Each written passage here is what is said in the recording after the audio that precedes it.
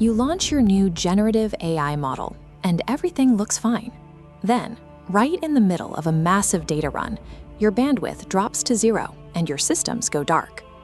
Based on a restricted 2026 data leak, we now know why. 92% of global generative AI computing power is controlled by a closed syndicate of hardware manufacturers operating dark data center networks. If your software does not perfectly align with their specific structural protocols, an automated kill switch engages and throttles your operational bandwidth to zero within exactly 180 seconds. We are going to audit your algorithms, align your systems with those hidden structural protocols, and bypass that 3-minute throttle completely. You cannot outspend legacy tech giants for raw processing power. To survive, you have to learn to speak the native language of the infrastructure itself. Step 1 is assessing your current standing against the cartel's automated rules. Open your infrastructure dashboard to check your network tier status.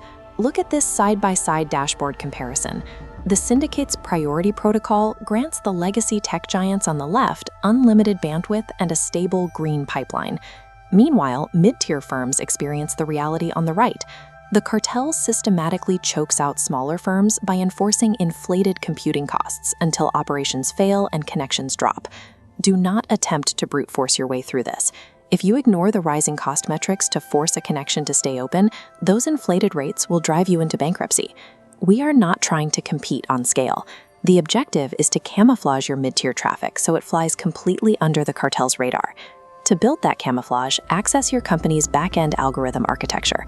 We need to run a compliance diagnostic.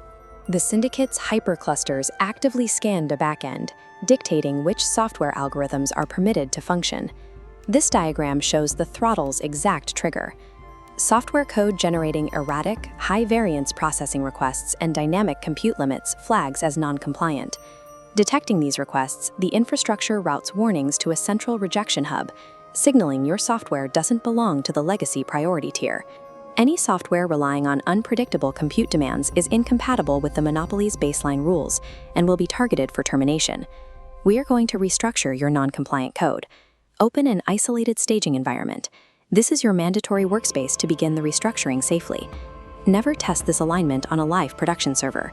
A failure there risks triggering a permanent automated lockout from the hyperclusters. In this before diagram, mismatched data blocks jam the gate. These are dynamic requests. Standardize compute requests by breaking large tasks into smaller, uniform batches. This strict uniformity tricks the infrastructure, as automated gatekeepers classify the neat, identical packets as fully compliant. With the gate open, implement hard cost caps in your settings immediately. You need to prevent this newly unthrottled bandwidth from generating massive, unchecked bills. Structural alignment is simply disguising your complex AI operations as perfectly predictable, unthreatening data streams. Now, deploy the newly aligned software exclusively within your staging environment to initiate the test. We are watching this 180-second timer and the adjacent bandwidth graph. Your system must survive this exact 3-minute kill switch window to prove compliance. Push the test load. Strictly monitor the bandwidth line for stability as the clock ticks down toward the critical mark. Passing that mark is the definitive, measurable proof that your system has bypassed the cartel's structural throttle. The 180-second window is finally cleared. You now have a completely stable, perfectly integrated, and fully unthrottled pipeline.